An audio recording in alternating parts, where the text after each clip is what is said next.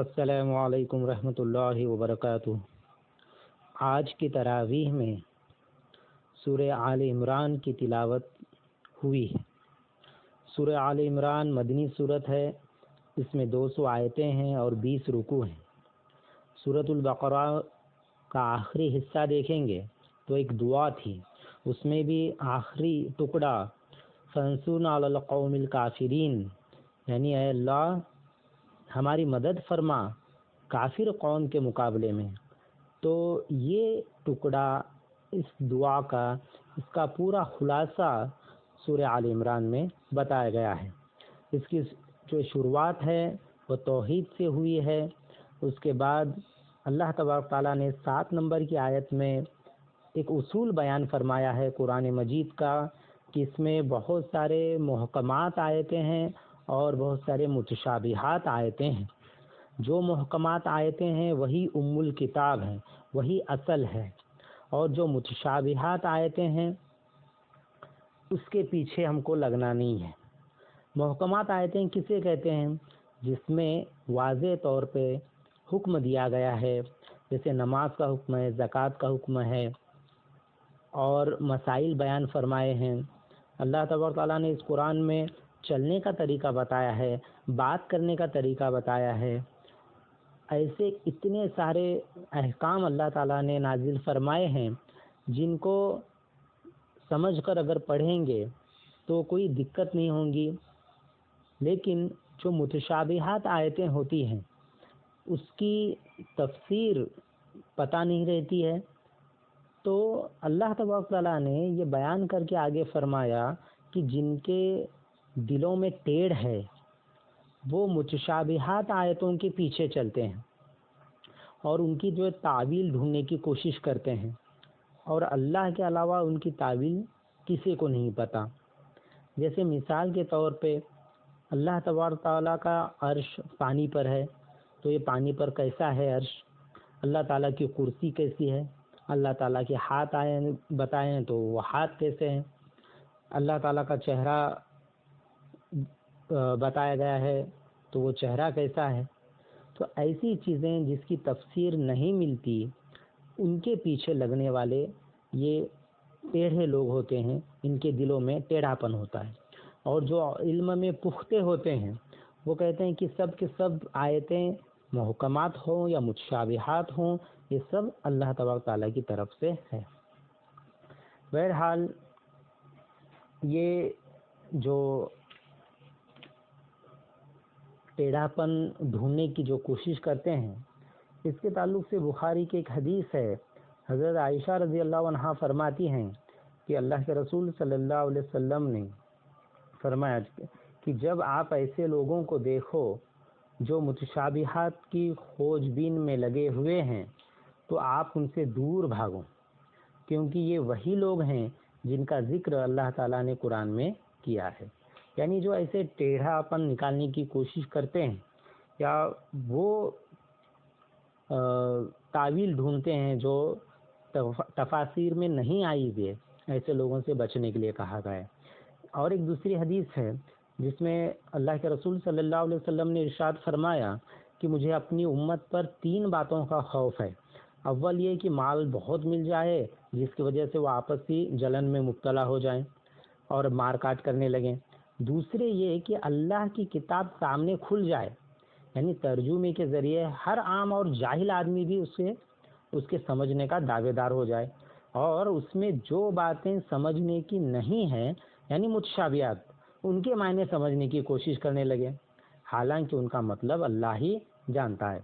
اور تیسری یہ کہ ان کا علم بڑھ جائے تو اسے ضائع اور برباد کر دے، اور علم کو بڑھانے کی جستجو چھوڑ دیں۔ تو یہ جو حدیث ہے اس میں 2 چیزیں سمجھ میں آتی ہیں۔ ایک تو یہ کہ ہر جو ہے عام آدمی یا جاہل آدمی بھی اس کو سمجھنے کی کوشش کرے گا، مطلب متشابہت آیتوں کے جو پیچھے چلے گا، حالانکہ پورا قرآن آسان ہے۔ اللہ تبارک تعالیٰ نے جگہ جگہ فرمایا کہ یہ قرآن ہم نے جو آسان بنایا ہے، تو کوئی نصیحت حاصل کرنے والا ہے؟ اس طرح سے اللہ تعالیٰ پوچھ رہے ہیں۔ تو قرآن بھی آسان ہے اور دین بھی آسان ہے، لیکن اللہ کے رسول صلی اللہ علیہ وسلم نے جتنی باتیں بتائی ہیں بس اس پر ہی ہم کو جو ہے عمل کرنا ہے، اور جو باتیں متشابہات ہیں جس کی تفسیر جو ہے ہمارے سامنے نہیں آتی ہے اس کو ہم کو چھوڑ دینا ہے۔ یہ جو ہے پورے قرآن کے لیے یہ اصول جو ہے بیان فرمایا ہے۔ اس کے بعد یہ جو سورہ آل عمران ہے یہ اس کا جو شروعات کا حصہ ہے وہ جنگ بدر کے بعد نازل ہوا ہے، اور پھر کچھ آیتیں جو ہے جنگ احد کے پس منظر میں بھی آئی ہوئی ہیں۔ یہ جب اس کے پہلے دیکھیں گے ہم کہ سورہ بقرہ میں قصاص فرض ہوا، قتال فرض ہوا، یعنی جہاد فرض ہوا۔ جب یہ جہاد فرض ہوا تو اصل چیز جو جہاد کے لیے رکاوٹ پیدا ہوتی جو پیدا کرتی ہے وہ ہے دنیا کی محبت۔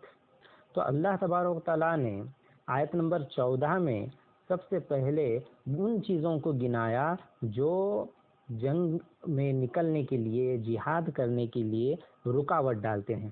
وہ کون سی چیزیں تھیں؟ اس میں چند اہم چیزیں اللہ تبارک و تعالیٰ نے یہاں پہ ارشاد فرمایا ہے، جیسا کہ آیت کی جو شروعات ہوتی ہے وہ زُیِّنَ لِلنَّاسِ سے ہوتی ہے، یعنی پوری طرح سے لبھایا گیا ہے لوگوں کو۔ کون سی چیزیں لبھائی گئی ہے، کون سی چیزیں پسند کی ہیں، وہ اللہ تعالیٰ گناتے ہیں۔ جیسے سب سے پہلے عورتیں اور اپنے بیٹے اور خزانے جو جمع کیے ہوئے ہیں، اور سونے چاندی کے ڈھیر اور گھوڑے جو نشان لگائے ہوئے ہیں، اور وہ سب جانور، مویشی اور کھیتی، یہ سب جو ہے فائدہ اٹھاتی ہے، فائدہ اٹھانے کی چیزیں ہیں، لیکن اللہ تعالیٰ کے پاس اچھا ٹھکانہ ہے۔ تو اس طرح سے اللہ تعالیٰ جو ہے مومنوں کو ابھار رہے ہیں۔ تو اصل دنیا کی محبت یہ جو ہے تمام برائیوں کی جڑ ہے۔ ایک حدیث بھی جو ہے اس کے تعلق سے آتی ہے، اور دنیا کی حقیقت کے بارے میں تو جگہ جگہ قرآن میں بھی واضح فرمایا ہے، اور آپ صلی اللہ علیہ وسلم نے الگ الگ جو ہے مثالیں دے کر بھی دنیا کی حقیقت کو ہمارے سامنے رکھ دیا ہے۔ اس کے بعد اللہ تبارک تعالیٰ نے ایک اصول بتایا دین اسلام کا کہ ان الدین عند اللہ الاسلام، یعنی اللہ تعالیٰ کے نزدیک صرف دین اسلام ہی قابل قبول ہے۔ دین الگ چیز ہے اور اسلام الگ چیز ہے۔ دین کہتے ہیں طریقہ کو، یعنی زندگی جینے کا طریقہ، اس کو مذہب بھی کہہ سکتے ہیں، لیکن اسلام کہتے ہیں اللہ کی فرما برداری کرنے میں۔ یعنی ہمارا جو دین اسلام ہے وہ کون سا ہے؟ اللہ تعالیٰ کی فرما برداری کرنا، اسی کو جو ہے مسلم کہتے ہیں۔ اور ہم دیکھتے ہیں کہ انبیاء علیہ السلام کی جو دعوت بھی تھی وہ بھی اس میں بھی اکثر جو ہے مسلم کا جو ہے لفظ آیا ہے۔ حضرت نوح علیہ السلام نے فرمایا تھا، جو سورہ یونس کی آیت نمبر 72 میں ہے کہ وہ امرت ان اکون من المسلمین، کہ مجھے حکم دیا گیا ہے کہ میں جو ہے مسلم ہو جاؤں، مسلموں میں سے ہو جاؤں۔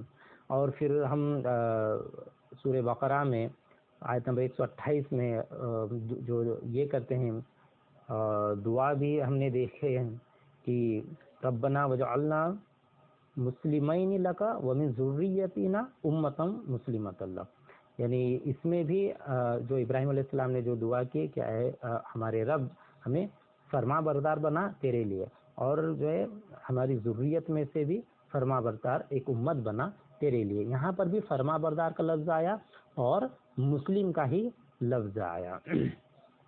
ایسے بہت سارے جو ہے ہم انبیاء کے جو ہے واقعات دیکھیں گے جس میں جو ہے کسی نے جو ہے اپنا الگ سے نام اپنی قوم کا پیش نہیں کیا، بلکہ مسلم کا ہی لفظ آیا۔ اور آگے پھر سورہ حشر میں بھی اللہ تعالیٰ نے جو ہم کو خاص بتایا کہ ہوا سماکم المسلمین، کہ ہم نے جو ہے تمہارا نام مسلم رکھا ہے۔ تو یہ ہم کو بھی جو ہے دیکھنے کی ضرورت ہے کہ اللہ تبارک تعالیٰ نے جو ہمارا نام رکھا ہے، اور کیا ہی بہتر نام ہے جو اللہ تعالیٰ نے رکھا ہے۔ اس کے بعد جو ہے ہمیں باقی کے ہمارے جو نام ہیں وہ صرف پہچان کے لیے ہیں، باقی کوئی مسلک اور جو ہے کوئی فرقہ ہمیں جو ہے بنانے کی ضرورت نہیں ہے، کیونکہ آگے اسی صورت میں وہ بھی چیز بتائی گئی ہے جو فرقہ جو ہے بناتے ہیں۔ کیونکہ اس کے بعد فوراً اللہ تعالیٰ نے کیا کہا کہ تم جو ہے سب مل کر اللہ کے رسی کو مضبوطی سے پکڑو۔ آگے 103 نمبر آیت میں جو ہے اللہ تعالیٰ نے فرمایا تھا کہ تم سب مل کر اللہ کی رسی کو مضبوطی سے پکڑو اور آپس میں جو ہے فرقہ جو ہے مت پیدا کرو۔ بہرحال اس کے بعد کافروں کے معاملے میں ایک اہم آیت آتی ہے کہ کافروں کو دوست مت بناؤ، یہ 28 نمبر کی آیت ہے۔ اب یہ دوست مت بناؤ مطلب کیا؟ کہ اکثر ہم دیکھتے ہیں کہ کافروں کو دوست مت بناؤ مطلب ان سے جو ہے ملنا جلنا چھوڑ دو یا ان سے لین دین مت کرو، یہ چیزیں جو ہے سمجھ میں آتی ہیں، تو یہ جو ہے غلط ہے۔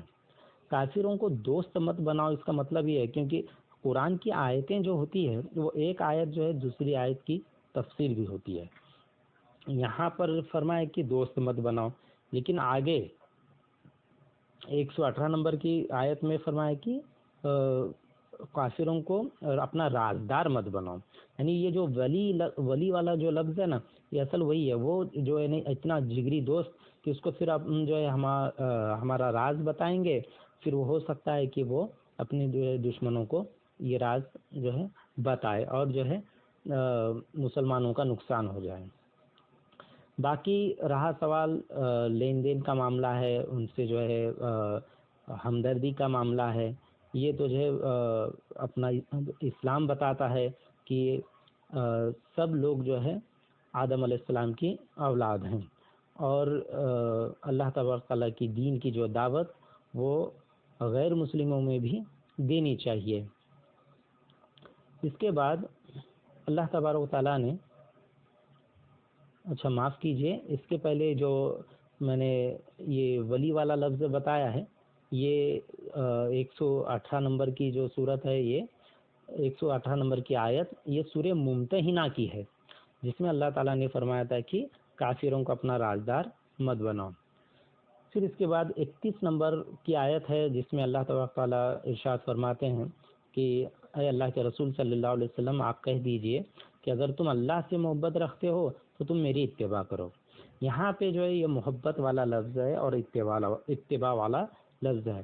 اللہ تعالیٰ سے اگر ہم محبت کرتے ہیں تو اس کا ثبوت ہم کو جو ہے دینا ہوگا اللہ کے رسول صلی اللہ علیہ وسلم کی اتباع سے، کیونکہ محبت اگر ہم کر رہے ہیں تو اس کی جو ہے بات بھی ہم کو ماننی چاہیے۔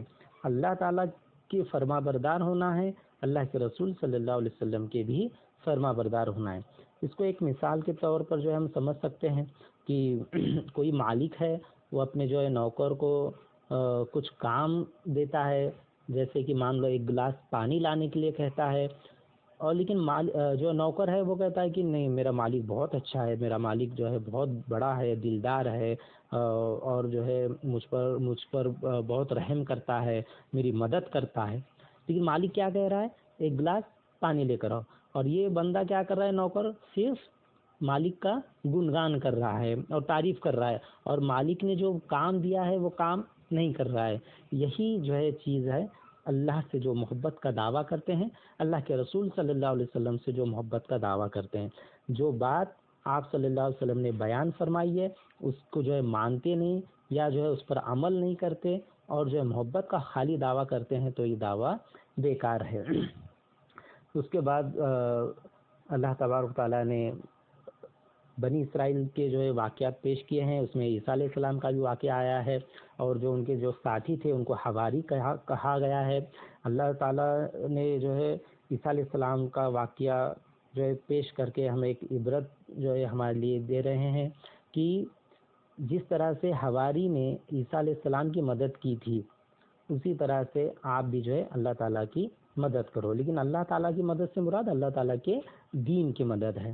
اس کے بعد ہم جو یہ حالات دیکھتے ہیں کہ مسلمان جو ہے پریشان ہیں اور رنج اور غم کا شکار ہوئے ہیں، تو ایک آیت اللہ تعالیٰ نے اس سورہ آل عمران کی جو ہے بیان فرمائی، بہت ہی زبردست آیت ہے، 54 نمبر کی آیت ہے۔ اللہ تعالیٰ کہتے ہیں وَمَكْرُوا وَمَكْرُ اللَّهِ وَاللَّهُ خَيْرُ الْمَاكِرِينَ، اور یہ لوگ چالیں چلتے ہیں اور اللہ اپنی تدبیر چلتا ہے، اور اللہ بہترین تدبیر چلانے والا ہے۔ یہ ایک آیت اس طرح سے جو ایک آج جو ہم کو ہمارا جو ہے حوصلہ بڑھاتی ہے اللہ تبارک تعالیٰ نے ایک آیت میں فرمایا کہ آپ کو بالکل جو ہے رنج اور غم کرنے کی فکر نہیں کرنا ہے آپ کو، کہ یہ جتنی بھی جو دشمن ہیں، یہ جتنی بھی چالیں چل رہے ہیں، یہ ان کی چالیں سب ایک طرف ہے، اور اللہ بھی اپنی جو ہے چال چلتا ہے، اور اللہ بہترین چال چلنے والا ہے۔ تو اللہ تعالیٰ نے ہم کو پیدا کیا ہے، اگر مان لو ہمارے جو ہے تقدیر میں کچھ آزمائش لکھی ہوئی ہے تو وہ بھی اللہ تعالیٰ کی طرف سے ہے، اور اللہ تعالیٰ اگر چاہتا ہے کہ ہمیں فتح اور نصرت دے تو وہ بھی اللہ تعالیٰ کی طرف سے ہے۔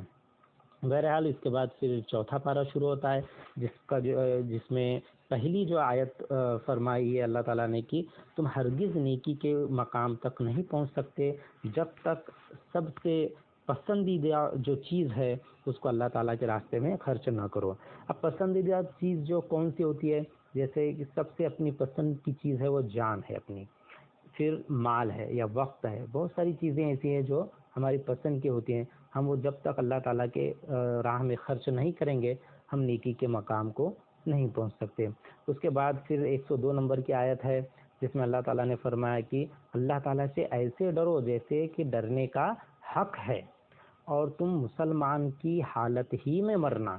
یہاں پہ اللہ تعالیٰ نے جو ہمیں حکم دیا ہے کہ ایک بار اللہ تعالیٰ نے ہمیں ایمان کی جو ہے دولت دی ہے تو مرتے دم تک ہم کو ایمان پر ہی قائم رکھنا ہے۔ اس کے بعد وہی آیت تھی جو میں اس کے پہلے بتایا 103 نمبر کی، کہ تم سب جو ہے مل کر اللہ کے رسی کو مضبوطی سے پکڑو اور جو ہے تفرقے میں مت بٹو۔ اللہ تعالیٰ سے دعا ہے کہ اللہ تعالیٰ جو ہم کو کہنے اور سننے سے زیادہ عمل کرنے کی توفیق عطا فرمائے۔ اب اس کے بعد جو ہے وہ جنگ احد کے حالات ہیں، وہ انشاءاللہ ہم جو ہے کل دیکھیں گے۔ السلام علیکم ورحمۃ اللہ وبرکاتہ۔